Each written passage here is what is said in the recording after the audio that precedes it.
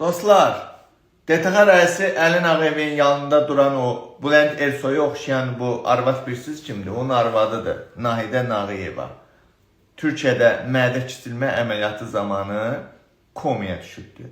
O gün olsun, heç komadan da ayrılmasın. Xalqın milyardlarını yiyib, camış kimi, dana kimi yiyən bu oğraş Əlin Ağayevin arvadı, elə dana kimi də yiyib şişən bu İnəyə oxşayan bu Əlin Ağayevin arvadı Nahidə Nağıyevə buna maraqlı deyil ki, bugün Bakını su basıbdır, cəmaat, evləri artıq çökür cəmaatı. Bu nə vəzinə?